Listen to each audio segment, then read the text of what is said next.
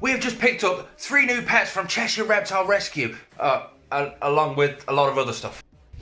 I mean, we've got big Exoterra there. That's our big upgrade for our big LP that's going to be sat there. Don't you see him just at the back? Yes, that's going to be for that. We've got obviously the canopy for it, some marine grade silicone. We've got loads and loads and loads of bits and pieces that we need. Mushu has had a plastic water dish, and Rosie has just had a sort of tin water dish for so long. It's now time they got an upgrade, so they've got proper water bowls. We've got loads of... Oh, I mean, just look at this. I mean, guys, just look. Just look. Oh, now that's a centrepiece if you've ever seen one. So we've got all these, plus a load of other reptiles. We've got some amphibians to go into that Tropical Factory UK tropical tube. But one of the sort of reptiles that we've got, or the only reptile we've got, because obviously we've got 2 amphibians to go in there, and we've got a reptile to go in there. It's a wild stowaway. It come from China in a shipping container. Now, as you know, with Mushu just here, we've got quite a bit of experience with wild stowaway lizards. Because Mushu just up there, oh, he's doing really well. There he goes. He's doing really well. He's really healthy. We've had him for about, I don't know, just over a year now. And he come from South Asia. He came in a shipping container full of wood. I don't know where this one's come from, but we need one of them little jar containers anyway. The problem is, there's morning geckos in there. So we're going to put the morning geckos into the big adult enclosure. They're just about at the right size now to be able to put into there. So that'll free up one of those. We've got to clean it. And then we're going to put the wild stowaway in there. Now that enclosure is not going to be its lifelong enclosure. It is a wild stowaway. It is dehydrated. It does need some food, so it's going to be in a fairly small enclosure, just so we can keep an eye on it, so we can really just watch it and make sure it's perfectly healthy. So I've classed it as a quarantine enclosure for now, and then I don't know, maybe that Exoterra just there might be his enclosure. Maybe that one might be his enclosure. I don't know, maybe one of them. We've got loads of options anyway. Either way, it's going to be put into one of those enclosures for now. Again, this has come from Cheshire Reptile Rescue. I would highly rate the Cheshire Reptile Rescue. Make sure you check them out on the Facebook page. They've got everything from blue iguanas, tegus, water dragons, absolutely everything. But, however, to put those morning geckos in that morning gecko enclosure, we've had to do a little bit of preparation. So for the last week, we've been feeding up the adult morning geckos really well, really getting them nice and chunky, so that when we do add the babies in there, they don't start getting a bit nippy, so to speak. However, guess what's happened in there? If you've been following the story, you'll know we had 2 eggs in the waterfall. They were just there. They've hatched. So somewhere in there is 2 baby morning geckos. I mean, we can't even find the adults in there most of the time. So how are we going to find babies? The joy is there's a lot of hiding places in there for the babies to actually escape to. So I'm not too worried about the adults actually nipping them. But we've had to feed them up really well so they don't get hungry. These ones, we've had to feed them up really well, just in case they can't find the food that's in there. We're now about to put some fresh food in, get some morning geckos out of the little jars and put them in there. That's right after we clean anyway. That's the big tarantula enclosure that we're slowly building. This was all spur of the moment thing, so that's all still there. And we've got to put all that.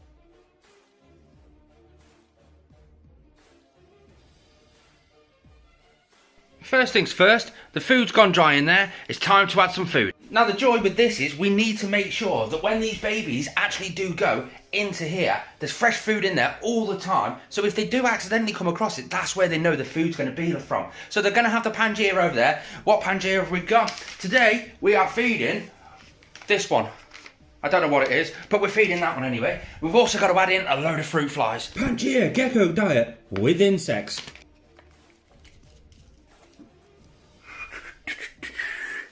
That one's got to come out first. Just like that. And the new one, that goes in just like that.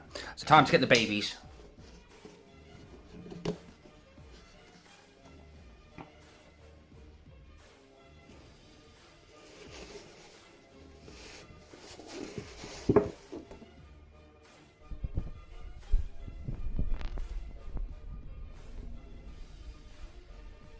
So that's 2 babies that have gone in there. That means that that jar is now completely empty. There was only 2 in there.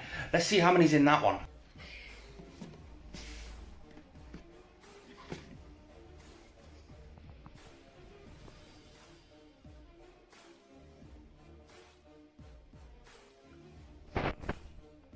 That's absolutely awesome. So we've now got 4 new, slightly older baby morning geckos in there, plus the 2 babies that have recently hatched out of the waterfall, plus the 4 adults that are in there. In total, we have got 10 morning geckos in there. We've also still got all of these eggs up here that are due to hatch any day now. Now it's going to still be a fair few months until they even start thinking about getting to breeding age, but they're in there. We might start seeing more activity of morning geckos because they'll be out and about all over the place. I'm going to give it a spray down now, just simply with the Swell Reptile misting system and the Swell Reptile fog system. Get the humidity pumped up in there and just let them explore around. Now, we don't like waste, so this is the leftover Pangea. That just goes over here with our superworm and our mealworm breeding farm. Now, we're not going to do one big mist today. We're going to do multiple small mists throughout the day and throughout the next week or so, just to get them used to that environment, because the humidity is slightly different in there to what it was inside those little jars.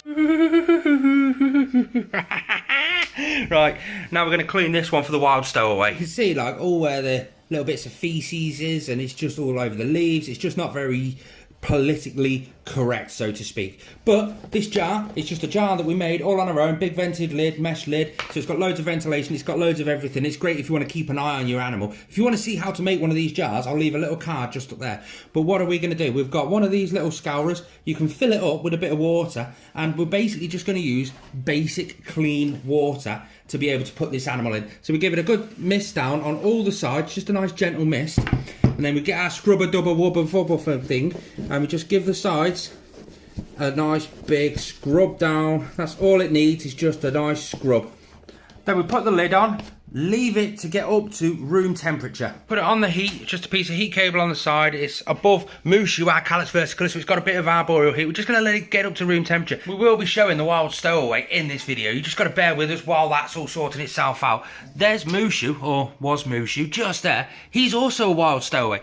He came from South Asia in a shipment container full of wood, and we've managed to keep him perfectly happy. The problem you have with a wild stowaway, with any wild stowaway, is trying to get them onto our food. We can match the humidity that they'd naturally see.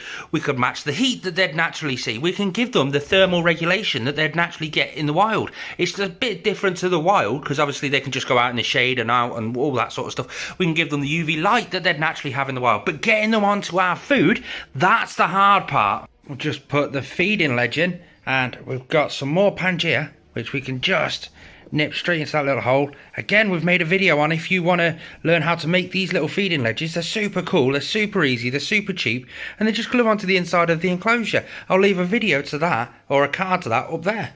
But now let's go ahead and show you. See that box there? That's where it is. Now, let me explain this for starters. With it being a wild stowaway, nobody knows the exact species or genus of the particular species. We've sent the pictures off, some high quality pictures, to some experts, to people in the know. We'll come back with a couple of results. The most common result that come back is a Chinese house gecko. It's a non-threatened species, so it is perfectly legal for us to have. When we got Mushu as a wild stowaway, we were told, well, you either keep it or we destroy it. So it's the exact same thing's going to happen to this.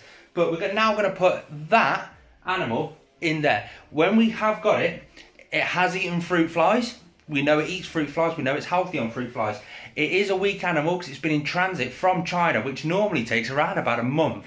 So it's a weak animal. So hopefully putting it into a humid environment that's natural, it should work really well for it. We've added Pangea in there just in case as well, but let me know what you think of it. There we go, guys. We have got... Now you can see this little tub here. That's just what we've used for fruit flies for it. There it is. What do you guys think of that? Now we're now going to put it into its enclosure. Now you notice I'm speaking a little bit gentle. It's going to go into there. First things first, we're going to move this little dish out of the way.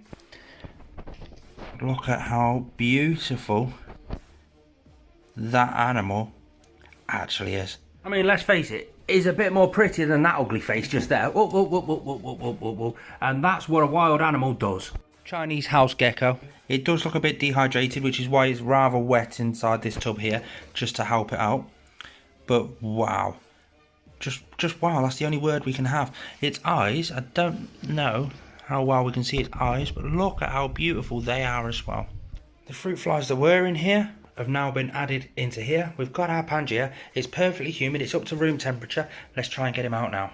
Sorry, this is possibly the best angle I can get for you because I'm more concentrated on this guy. We've got our vented lid ready to just put on top. We've got the species just in here, and I'm hoping we can just gently.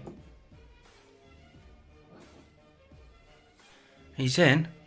You can see his head just there. It's on the back of the log going all the way up. It's so hard to tell you guys. But yeah, you saw some pictures of it. Let me know what you think the species is in the description down below. He came from Cheshire Reptile Rescue. So if you have an animal in need and you can no longer care for it, there are companies like Cheshire Reptile Rescue that do rescue those animals, rehabilitate them back up to current standards, and then find a loving home just like mine right now. We've got Wish, which is currently named Wish because that's just a cute name for a wild stowaway. That name was given to him by the guys at Cheshire Reptile Rescue. Make sure you do give them a follow on their Facebook page, simply because you're going to see updates of this guy on their Facebook page. We've got Mushu. He's a wild stowaway. He was another rescue. You've got Rosie down there. She was a rescue as well. She came from somebody who just couldn't care for that animal anymore. It's not a bad thing that you can't care for your animal anymore. The best thing is that you admit it and find help. And that's what Cheshire Reptile Rescue does. However, on the flip side to that, if you feel you can care for an animal and you're in the market and you can comfortably afford and comfortably have the time to care for another animal, Cheshire Reptile Rescues are your people to go to. They've got so many different species of animals, from corn snakes, raw pythons, they've got tegus, they've got blue iguanas, they've got so many different animals. Follow them on their Facebook page to find out more.